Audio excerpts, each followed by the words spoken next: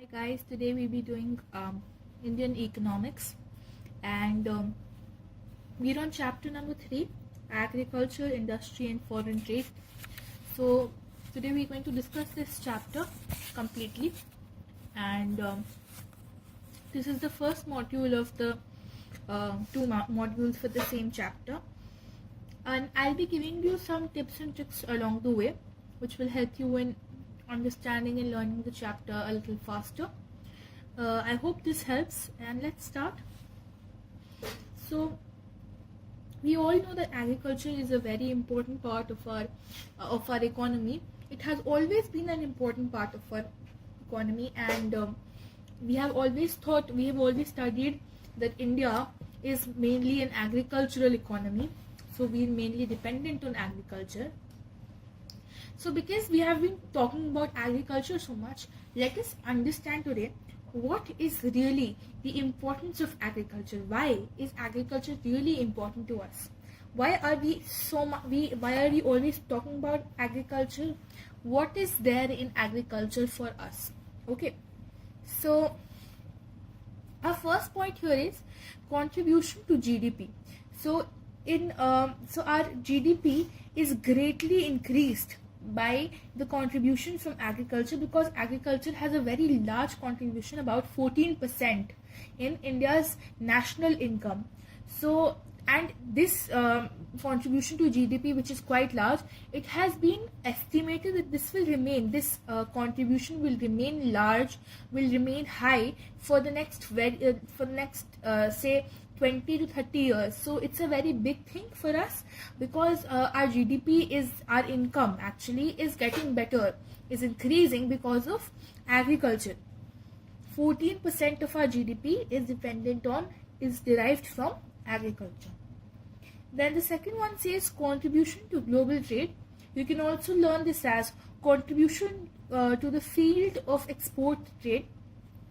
So obviously India is, because we're into agriculture and we're producing crops.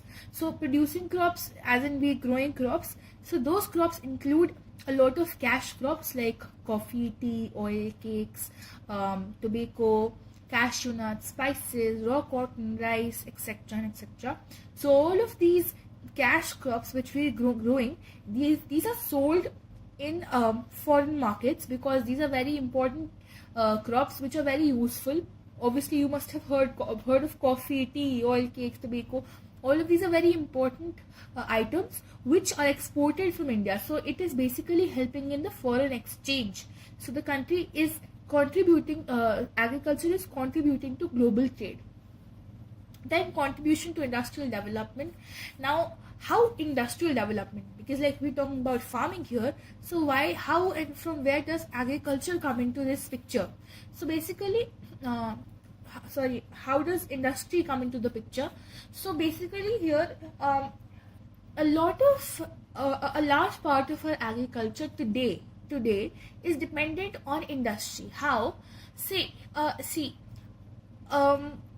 Today we've modernized ourselves, so we have been using modern inputs for the last one decade, and we have HYV seeds now, we have tractors and a lot of big machines, threshers, and other such technological inputs have been introduced in agriculture through industry. So all these factories, they're manufacturing these technological inputs, they're manufacturing all these threshers and machines and tractors and stuff, which is helping in the growth of agriculture.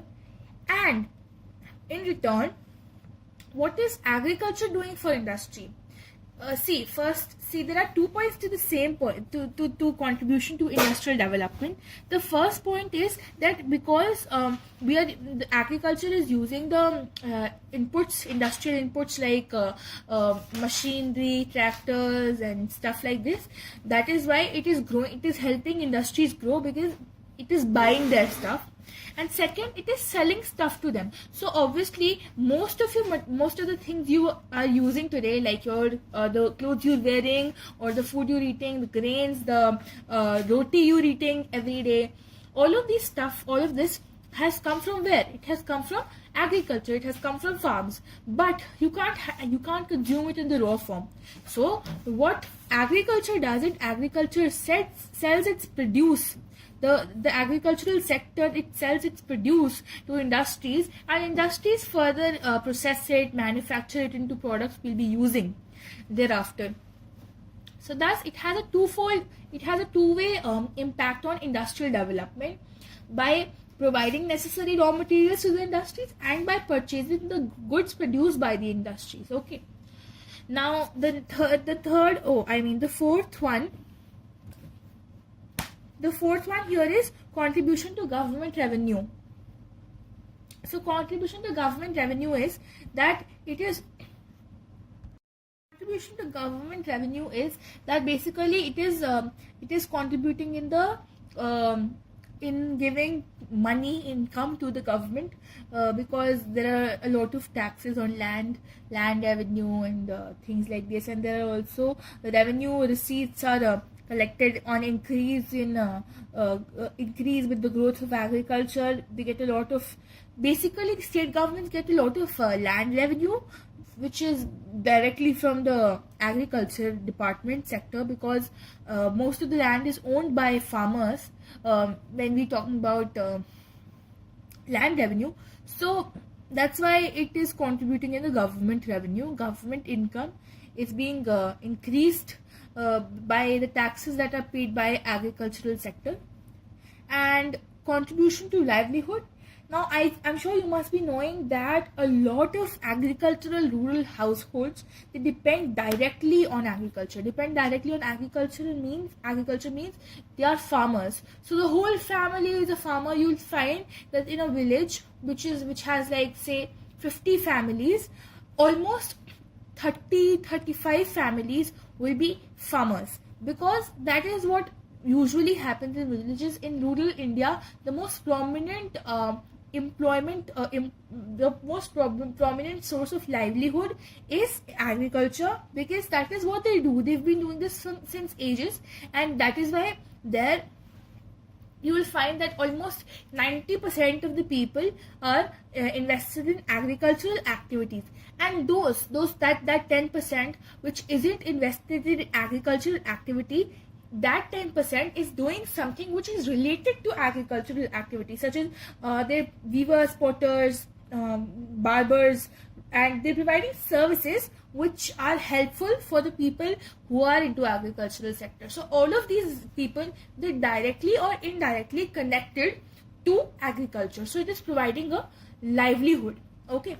And the last one says source of food, grains and fodder.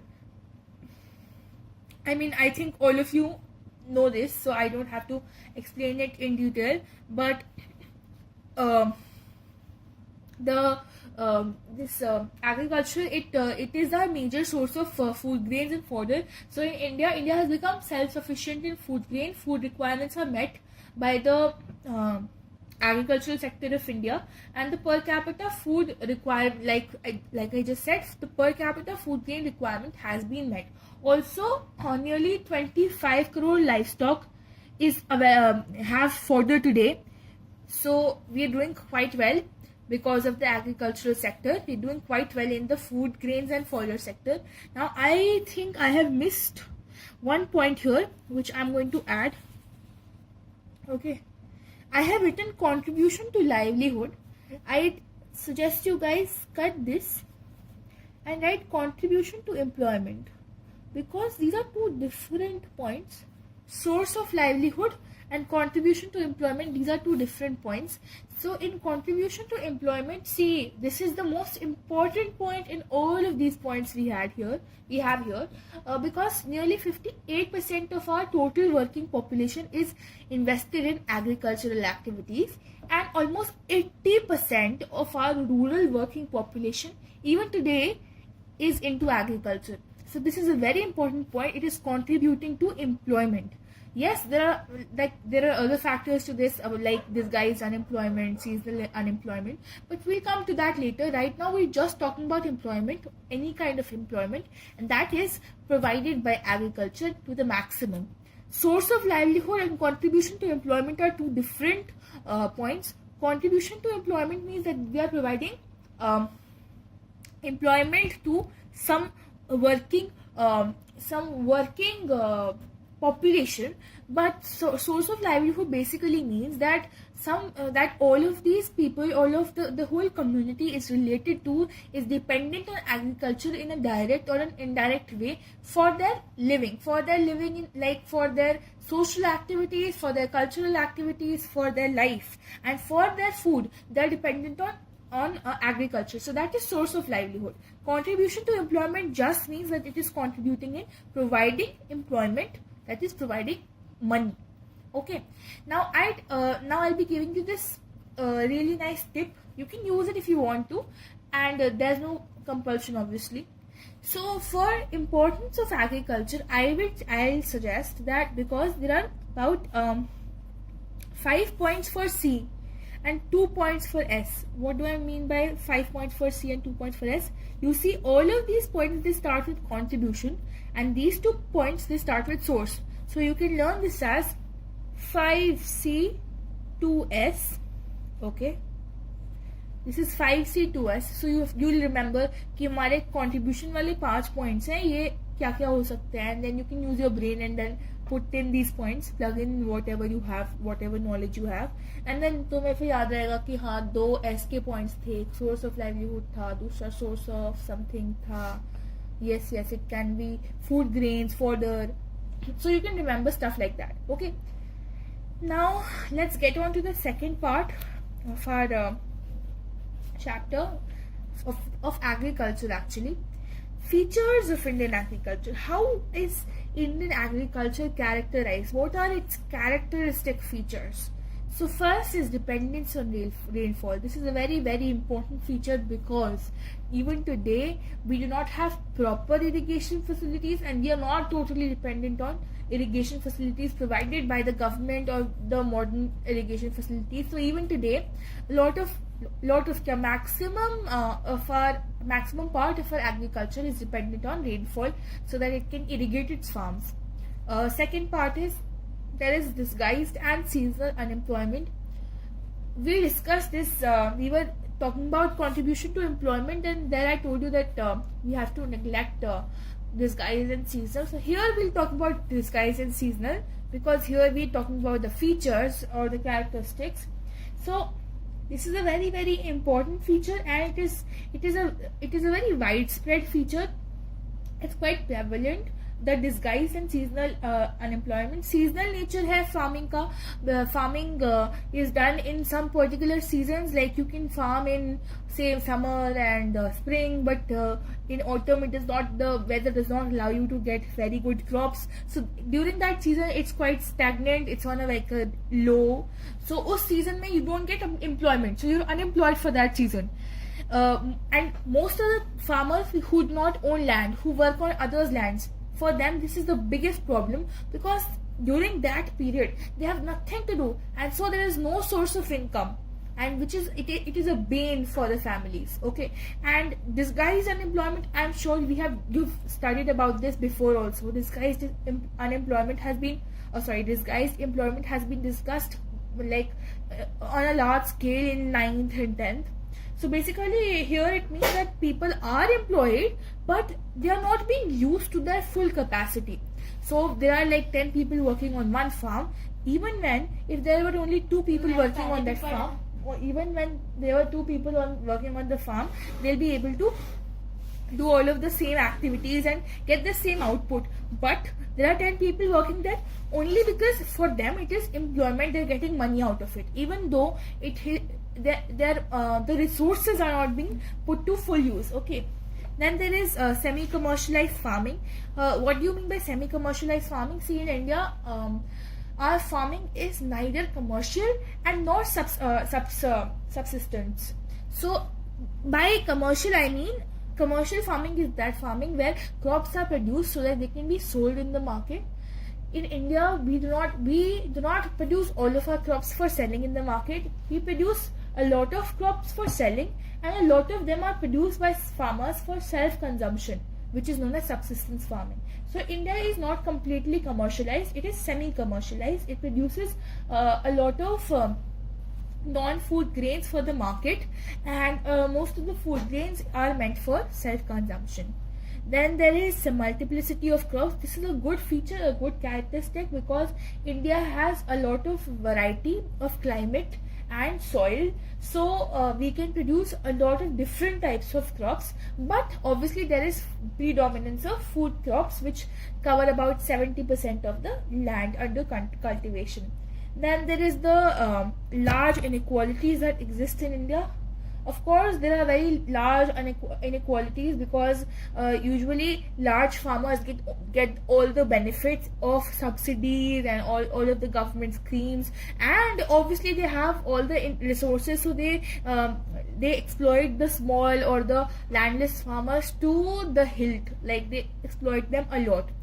And the sixth point says low level of productivity. This is another bad feature, characteristic of agriculture, because we have low level of productivity. Like, per hectare, the per hectare productivity and the per worker productivity, both are very low.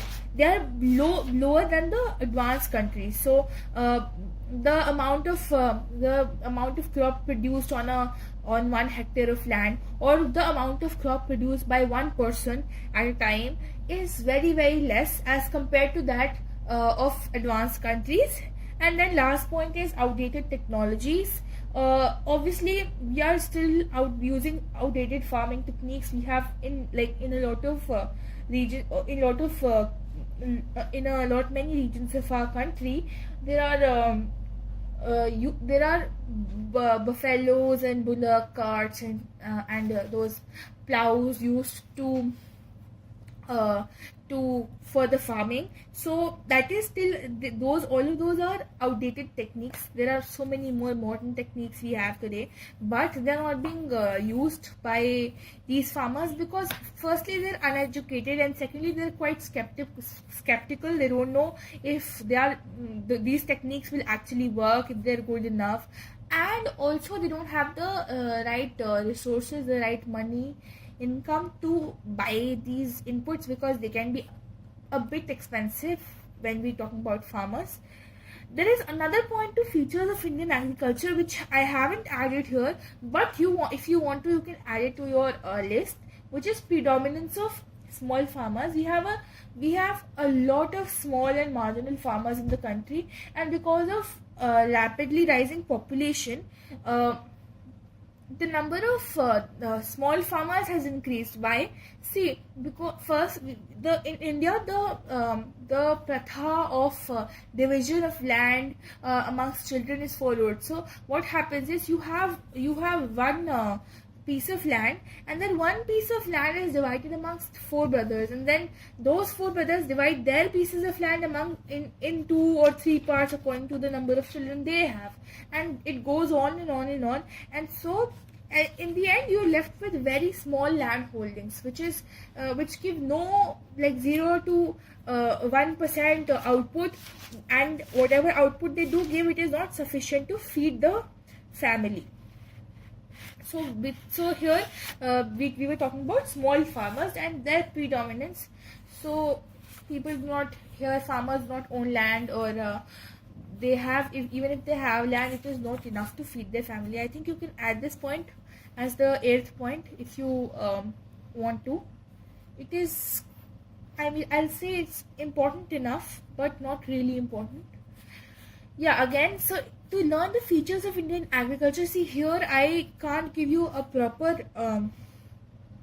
method of learning, but I can say you can learn it as d square sm l square o, d square sm l square o. So the d square is dd, then s m l square o, d square l sm l square o. Or you can just remember that there are 7 or 8 points in this one. So when you will be writing this down, you will be like first, yetha, second, third, fourth, fifth, sixth. Oh my god, I can't remember the 7th point. Then you will put pressure on your brain to remember the 7th one. I suggest that you do the numbering for all of your questions, all of the subheadings, because what really happens is if you remember the number of points for some specific question, or if you remember the number of points for a subheading, you'll like definitely about 80 to 90% chance hai ki you will remember the points too, because your mind has remembered them as numbers. So your mind will remember that all these points were there. Okay, so now that we're done with this one, let's start with the second flashcard. Just 1 second. Yeah, so this is our second flashcard here. I'll just show you guys. These are really small flashcards I've made for your benefit. Yeah, small flashcards I've made so that we can remember stuff. Okay, let's get on to the problems. You will see that a lot of features are also the problems faced by agriculture. Let's remember them. There are 10 here, so that's like a lot, but 10 is not a difficult number if you really want to remember it. Okay, how do you remember this? 5C 2S. Okay, how do you remember this? D square SM L square O. Or you can remember that there are 7 points in this one. Here you have 10 points. We'll think of a good technique to remember this later. Right now, just let's go through these points once. Low level of agricultural productivity. This point is the same as the previous point in the features of agriculture. We discussed that there is low level of productivity, so it's the same as this one. Then the second point is lesser use of improved seeds and fertilizers. This is again like outdated techniques, because we are not using improved seeds and fertilizers to the extent we should. Then defective land tenure system. Now this is an important point. A lot of big landlords, this defective land tenure system has been with us since the Britishers were in India, and we've been continuing this. It has continued to today, till today. So it's a very prominent problem and defect of Indian agriculture.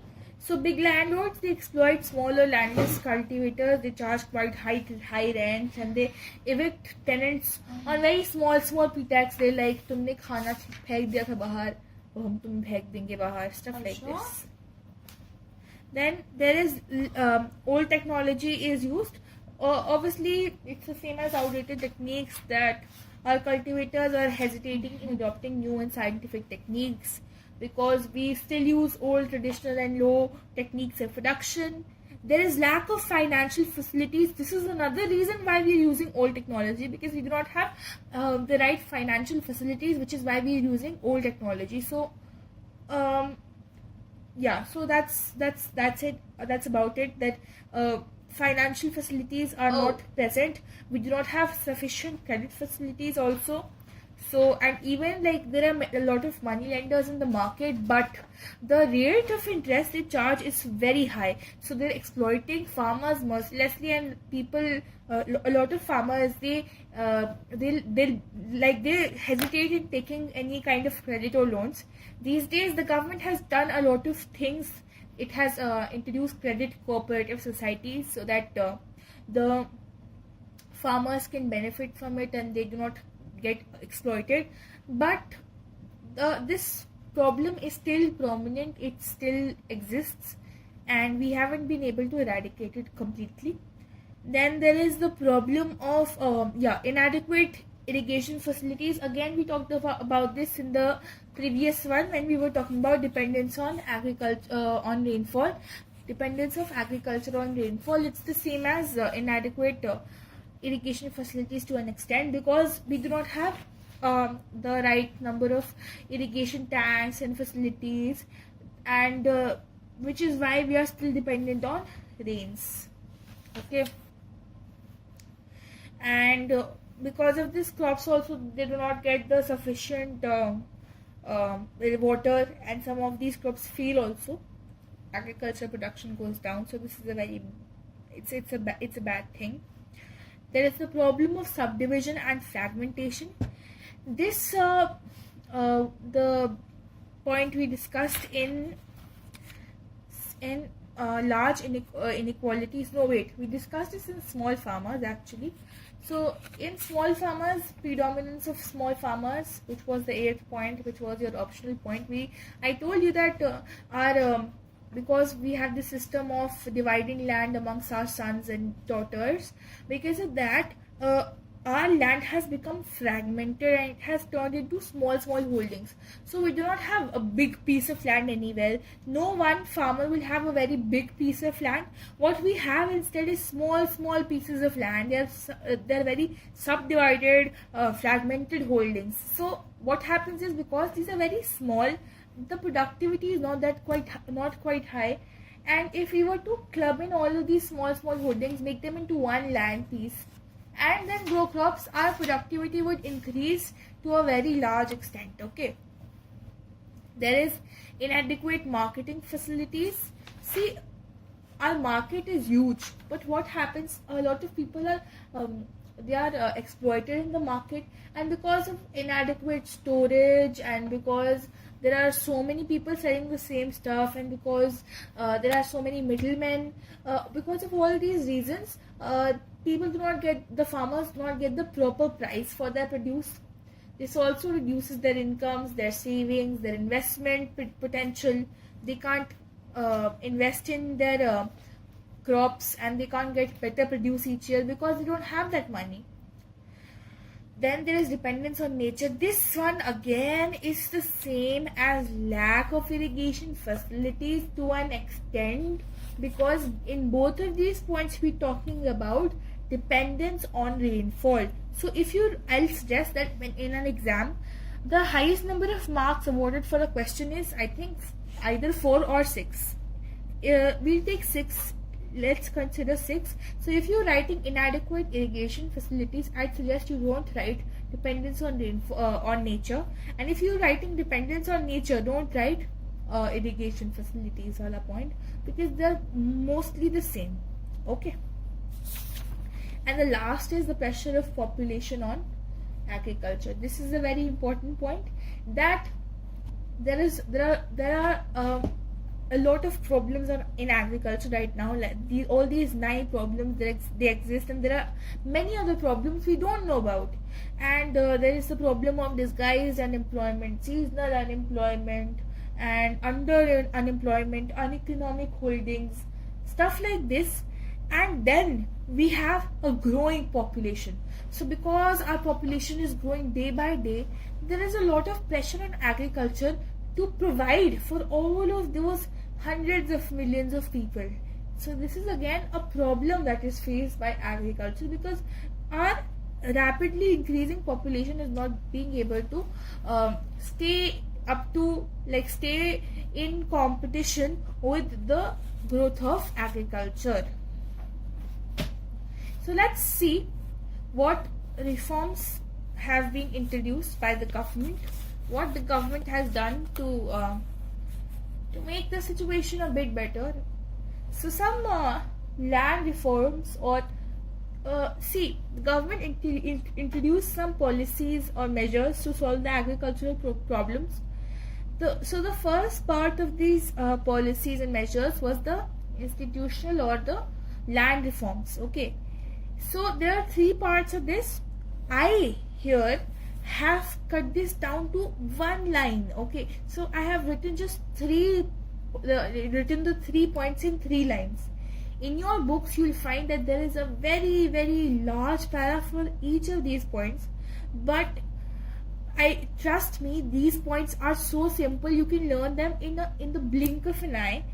These are very simple points, and let's discuss them. You can understand what they mean, and you will remember them forever. So the first one says abolition of intermediaries or zamindars.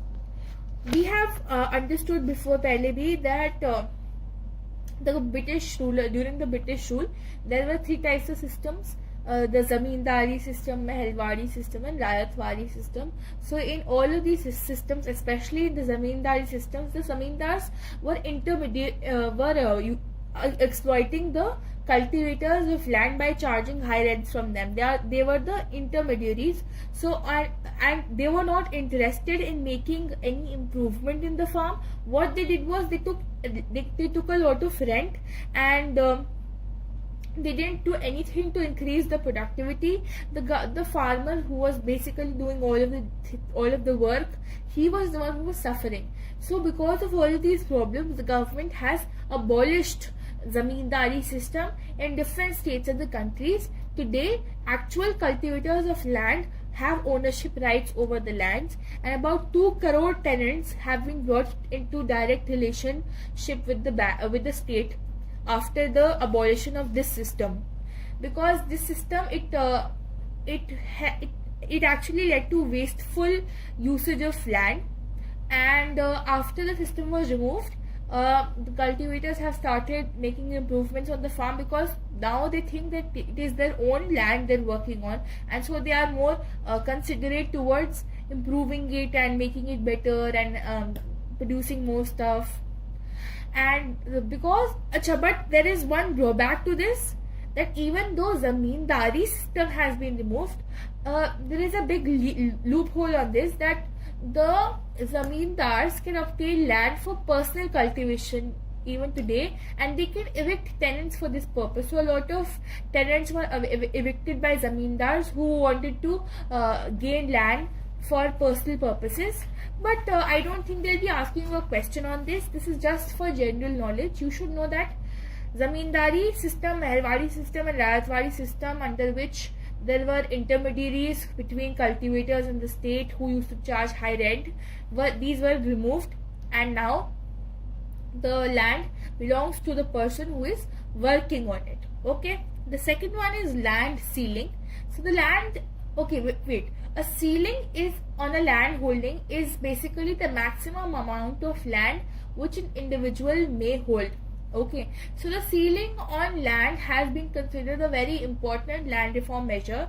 Today, land ceiling has been reduced, so you can hold only some specific number of holdings. You can have only some specific number of holdings of land, because this is done so that one person or only a few persons do not have all of the land. There is no concentration of ownership of land, and different people can get the benefit from this. So land ceiling has been introduced, that is, one person cannot have more than that prescribed number of land holdings. But there has also been disappointment on this front because of poor enforcement of ceiling laws, and big landlords have challenged legislations in courts. They have made malified transfers in the name of their close relatives.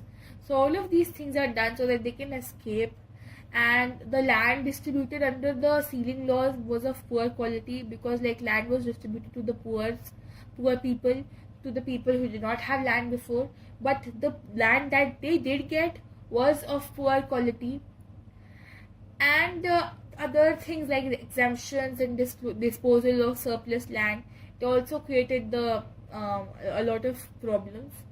So all of these problems exist even after the government has introduced the land ceiling measure. The third one is the consolidation of holdings. So by consolidation of holdings, we are basically talking about allotting equivalent land in one compact block in lieu of various plots of lands of a farmer scattered all over the village. So basically what we're doing here is that you have many holdings, small holdings here and there. You can bring them together, you can consolidate them and use them, and thus a number of efforts have been made in India in this direction.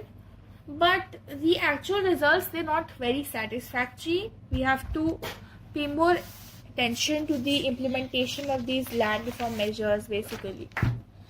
So that brings us to an end for land reform measures.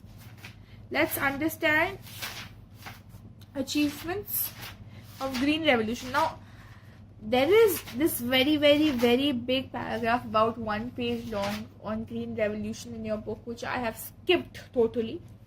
Why I have done so is because that whole paragraph, it talks about the Green Revolution basics. So it talks about new agricultural technology like HYV, chemical fertilizers, pesticides, irrigation, modern agricultural implements which were introduced so that they could increase production, and the production went boom in a few years. From 1967 to 68, it went boom.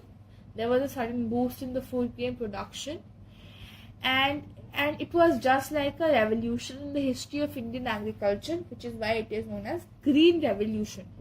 Okay, let's get on to the achievements because we'll not waste time here.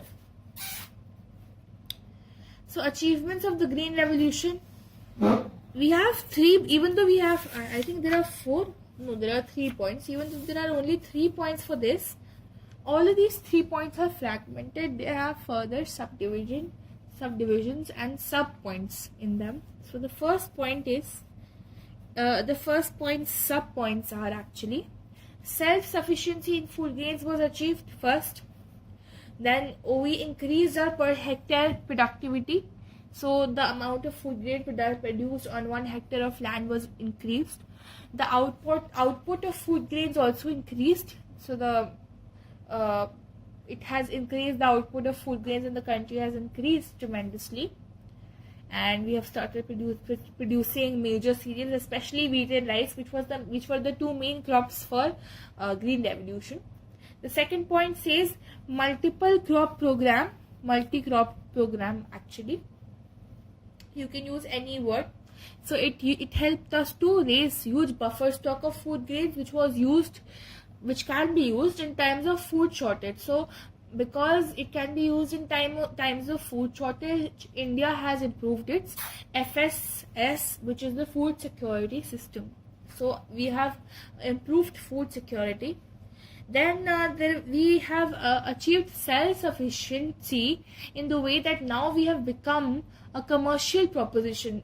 Because see, first we were not being able to fend for ourselves, we were not being able to eat food produced by us because we did not have the right we did not have the right imports, and we did not have the right guidance. Today we have so much, we have enough food grains to food ourselves, and now that we can feed ourselves, we can now move on to producing food for commercial purposes, that is for the international market.